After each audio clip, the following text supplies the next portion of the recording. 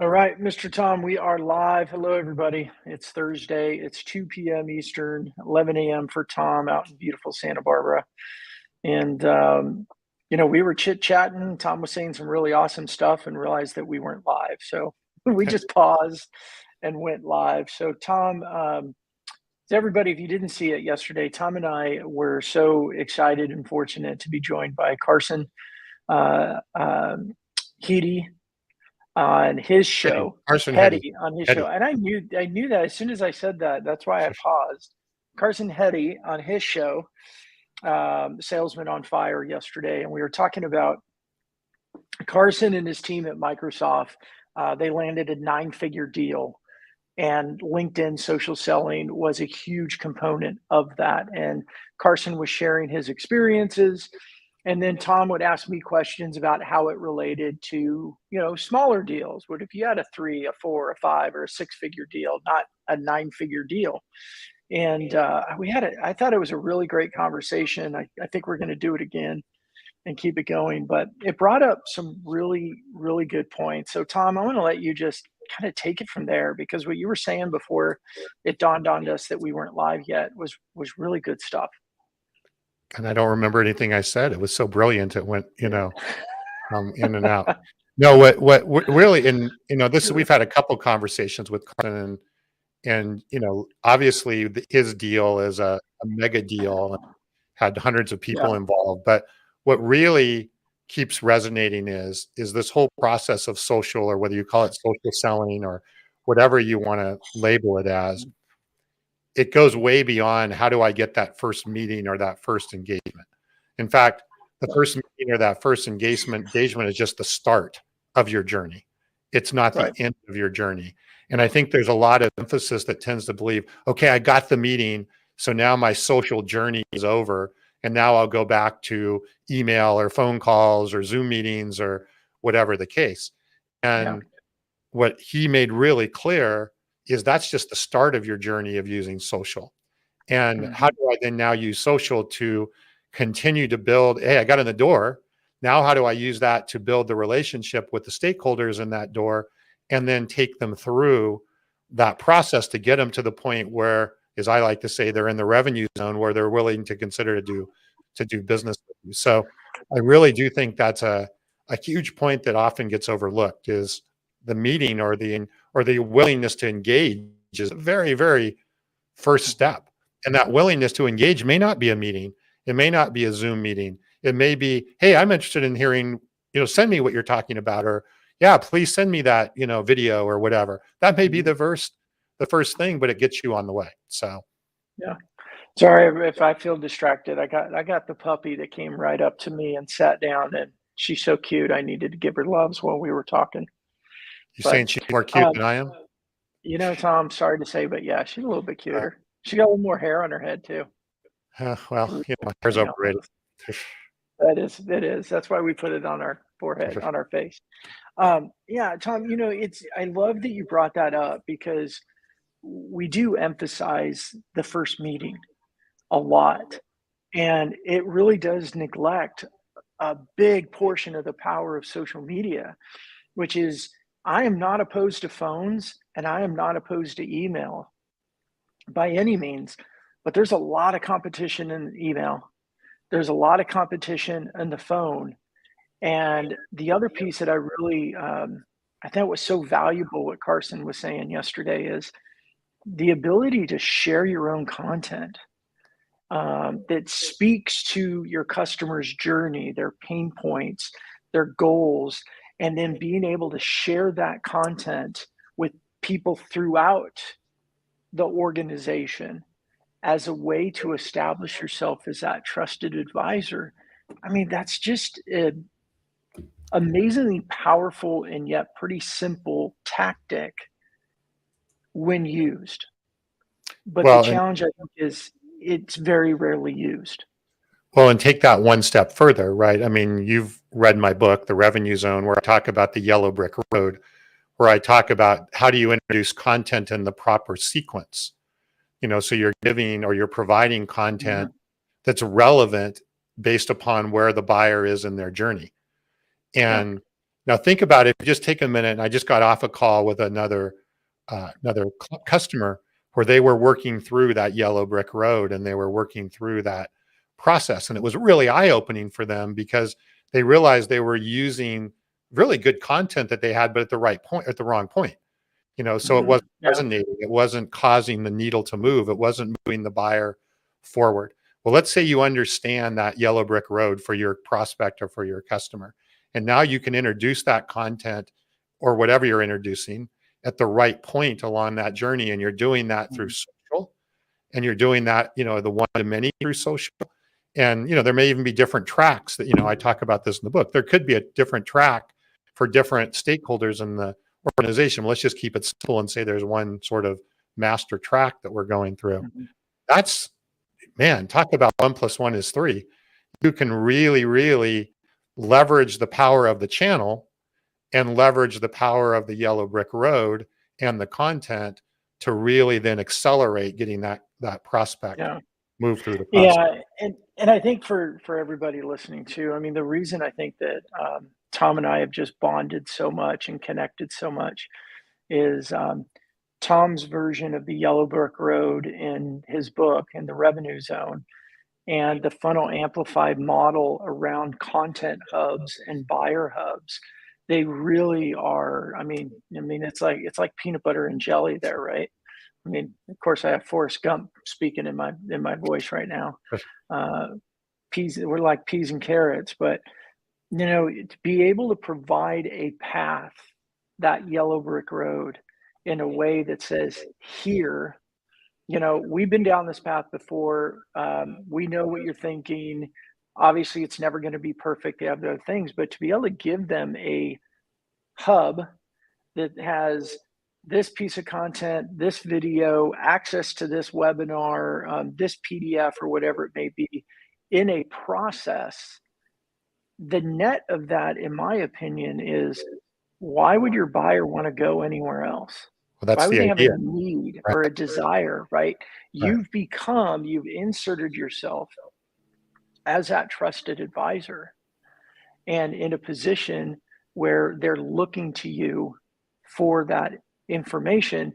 And then when you're using all the available channels, especially you move into email, you move into social, and you keep your public voice going, which gives your buyers confidence that, yep, you're the one. And then you have the private voice with them where you're feeding them information down the yellow brick road.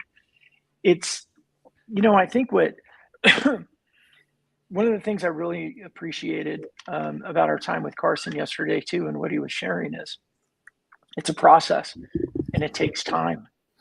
And you got to be smart. You got to stay ahead of it. You have to keep checking in to make sure that you're on the right path with them. And this isn't a magic bullet by any means. Social. This is why I think, I say social selling sucks for people, because often they go, oh, we tried social selling and it didn't work. It's like, no, you had wrong expectations of what social selling is. Yeah. And you did the wrong tactics. But what you're talking about today, Tom, they're the right tactics in a great channel, but not just social. Yeah. And the challenge is if you're used to marketing and selling in more of the old school manner, which is based around, KPIs and analytics around MQLs and how many phone calls did we make and how many people were willing to have a demo, or, all the sort of, I might call it the old school marketing. And then I'm looking for attribution, like, exactly what did I do to get that person to show? None of that works in this world. So there's a big mindset shift that has to happen.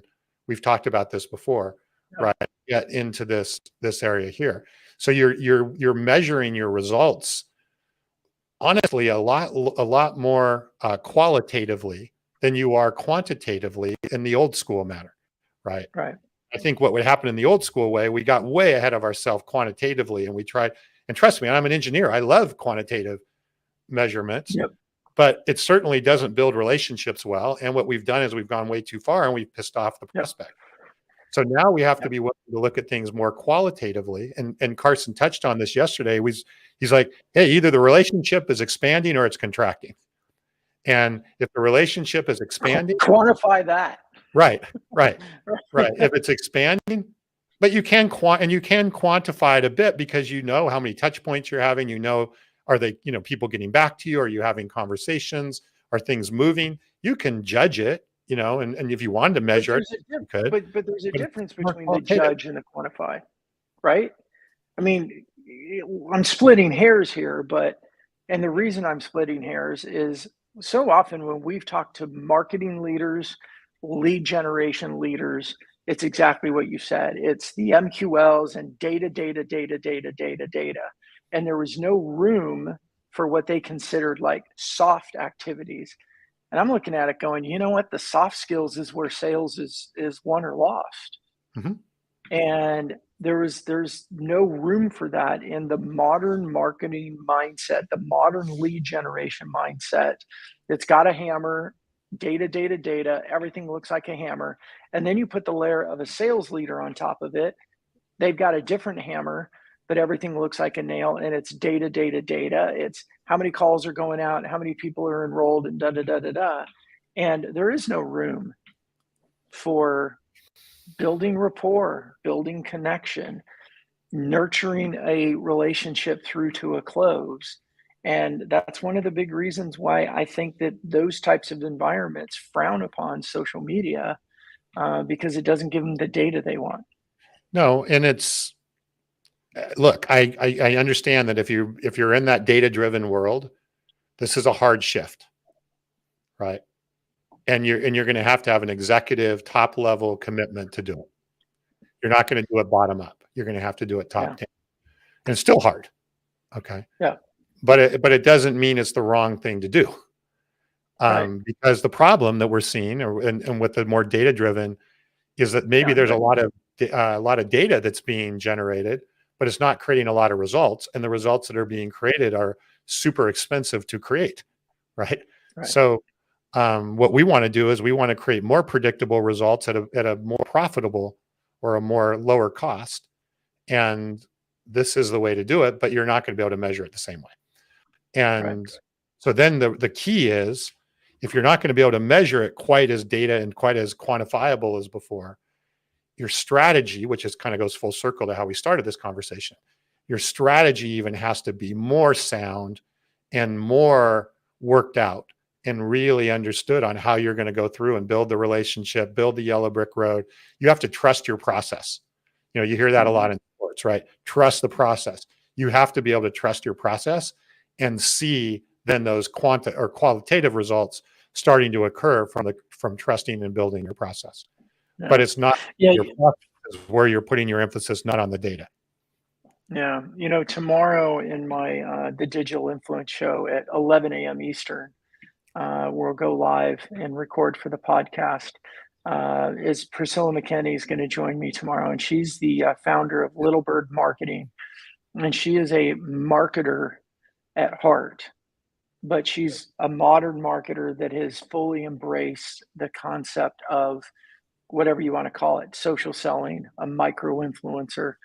And tomorrow she's going to talk about what does it mean for us to just flip the funnel, to flip this pyramid upside down, and the power of that micro influencer. And I think that's really what we're talking about today too. Mm-hmm.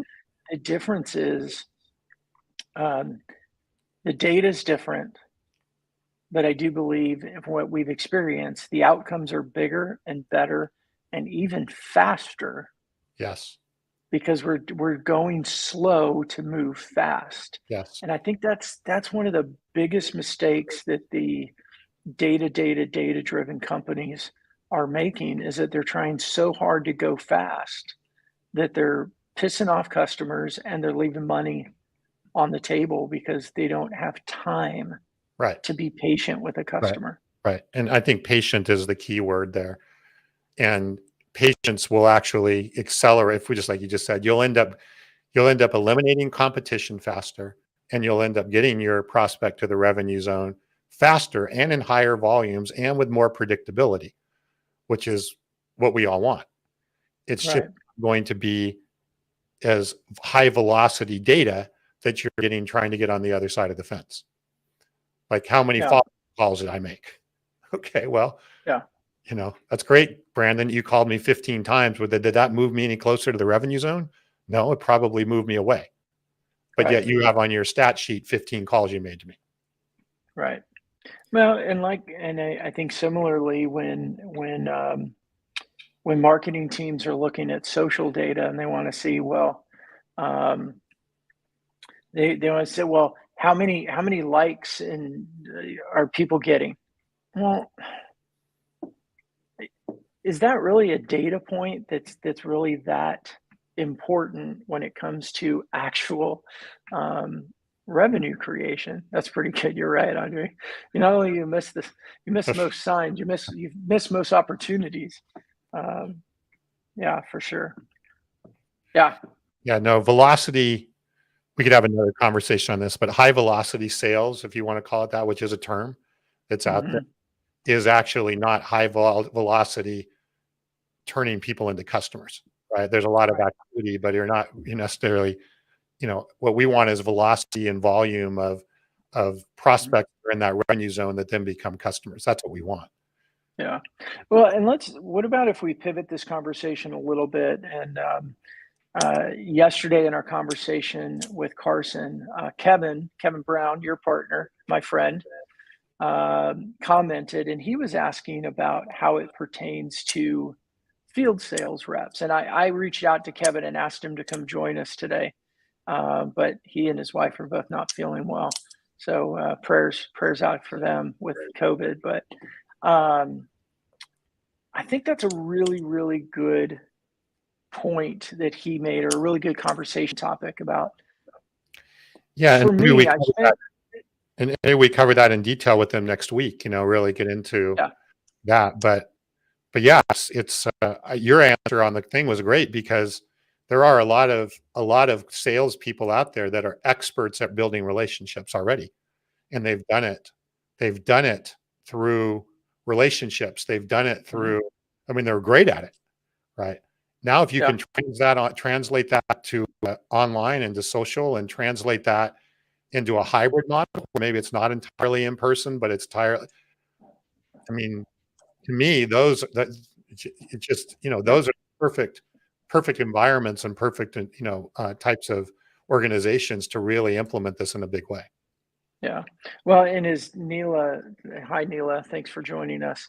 As it made me think about what Neela's done or what I've noticed, and I probably don't even have the full story, but just in the last month or so of being connected to Neela and watching what she is able to do inside of LinkedIn, the conversations, the amount of engagement that takes place on her posts. But I know it's not just because she's posting, but she's going out and building connection with Mhm, people to a mhm, point that she's influencing the algorithm, which means more of her posts are showing up in news feeds. mhm, And because she's out commenting on other people on their post, they're coming back and commenting on hers. And it's mhm. just that genuine human engagement conversation that builds relationship rapport that results in opportunities. And she's building interest and demand for herself and what she does. She's building trust. So she's putting people into the revenue zone inherently through the process that you go through, right? Yeah. And it's hard to measure, how many Yeah. that are there. But that is, speak to that a little bit, Tom, because that you said um, she's building trust and influence in the revenue zone inherently, or Mhm, you said something like that. It's not about. I think the strategic part, the active part, is who you're talking to, mhm, who you're doing this with. mhm. But the rest of it is much more organic than that. Yeah. And you're, again, if you're assuming you're talking to even remotely the correct audience, right? Or the people that are going to care about what you're talking about. If you're doing that and you're providing relevant content, relevant conversation, uh, you know, even more than relevant, compelling, right? I like to go one step further, which is compelling, is Mhm. you will start to create interest, right? I mean, if again, going back to my revenue zone, you go from awareness, interest to demand. So you start to create interest, and then that interest starts to turn into demand. Like, I want to know more, right? Which is what Yeah. we want. At the same time, you're building know, like, and trust, which is the other part of the revenue zone matrix, is you're building know, like, and trust along the way, especially with consistency. Know, like, and Right. trust comes with consistency, and Right. so does demand. It also comes with consistency. But if you can do those things and you're talking to the right people, you'll organically have people moving into your revenue zone without, I won't say without even trying, because you are trying, but you're not consciously trying to shove them in there. You're letting them go through the process that they want to go through to get to that. Now, a revenue zone can be anything. It can be from, hey, I just want somebody who's willing to partner with me. I want somebody, the call I just had with another client, we did a revenue zone not to sell their product, but they're trying to build business development relationships with companies. And they were like, Mm-hmm. okay, what is it going to take to get a company willing to partner with me? And so we went through the revenue zone perspective from that side of it. Well, what kind of demand do we need to create for them to be a partner? And what kind of trust do we need to create for them to be a partner? So you just kind of taking all of this, it actually gets simpler as you think about it and you really look at it. Um, but it will organically be effective if you just keep following, trusting that process that we're talking about. Yeah. Yeah, it's I created a while ago, and I felt, putting everything in framework tends to make it easier for people. And I don't have a graphic handy, and I was thinking about it, but I use the infinity sign. And I Mhm. said, this is the infinite loop of relationship building when it comes to social media. And this isn't about booking meetings, although that is an outcome that if you're strategic, you'll lead to how do I connect and network with people in order to earn a meeting. But thinking about the infinity sign, it was, hey, your content, whether it's content that you post, like a social post, or it's comments that you make on other people's social posts. So content creates conversations, Mhm. and conversations develop relationships. Mhm. And in relationships is where opportunities happen. Mhm. And if you think about it in the infinity loop, it's, content creates conversations, conversations develop relationships, and relationships create opportunities. And that's really all we're talking about doing within social media. That is correct. And then just, to add to that or add a little spice to that is again having relevant and compelling content that's interjected in your Of sequence course. in the right sequence, right? So relevant means that it's being introduced at the right time, right? A piece of content early may not be relevant at all, but may be relevant later on. So Mhm. relevant, compelling content to the right audience. If you factor those two, that's salt and pepper on what you just described. That's really what turbocharges it. Yeah. But yes, It- still the infinity loop is the system that it's going through. yeah. And then I think the outcome of that, when something moves into an opportunity phase in this model, then you transition somebody into the beginning stage of the yellow brick road, right? Well, and they may This already be is down the yellow social brick road. prospecting. Yeah, they may already be down the yellow brick road, but now they're actually at a point where they're seriously or wanting to do some business with you. Whatever that may be, whatever, Yeah. if that's to buy something, become a partner, be Hmm. work together, whatever the case may be. It's getting that to Right. that point where, okay, now we're serious about doing something. Now maybe there's a contract that has to be done, or there's logistics of things that have to be worked through. Yeah. But that happens That's organically. Yeah, I think that is interesting, the way you said that is we're doing the infinity loop of relationship building, or as I would say, social prospecting, whatever term we want to do. Um, Based on our consistency and our content, the comments we're making, how somebody may or may not be engaging with us, watching lives, reading, whatever it may be, they're on their yellow brick road. They are. We just don't know where they are until it moves into that opportunity phase. And that's where we could start to do assessments. I'll tell you the story, and this happened a couple years ago. But I have a chat tool on my Content Hub. So if somebody goes and they're reading articles on my Content Hub and they want to talk, there's a chat button. And I was actually at the Outbound conference. Gosh, this is probably 2, 3, 4 years ago. I don't even remember now. This is before COVID. but I'm in a session and, thousands of people in this room, and I get a chat notification, and I pop down and I say, "Oh, hey, how are you?" And the message was basically, "Hey, Brandon, I've been reading your content and following you for quite a while. I believe we have a really big need that you can help us with. When can we talk?" I didn't know who the person was. Right. Right? This person hadn't really been engaging that I know of.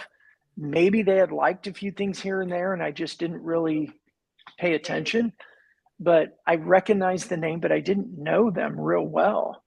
But when I got on the first call and assessed, it was more of this was my opportunity to lose. Hmm. And it was because all my content, everything I was doing, moved them down their yellow brick road without me knowing it. Hmm. Yeah, and I know we're getting short on time here, but one of the best things you can have as a salesperson, right, is when they reach out, like you said there, your job becomes to confirm what they learned online or what they learned through their own research, or confirm, Hmm. validate what it is, and then be able to handle the logistics of moving through forward on a transaction to become a customer, right? Right.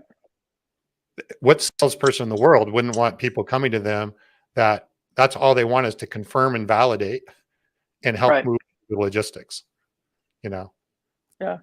in a Yeah. positive, where I'm not having to convince them of the value anymore. I'm just trying to help them facilitate, confirm what they already know, maybe fill in a couple of gaps and then move them forward, Yeah. That's which really is what good. you have. Uh, yeah. I think that's a great place for us to stop today, if Yeah. Yeah. unless you That was a have lot of, anything else to add.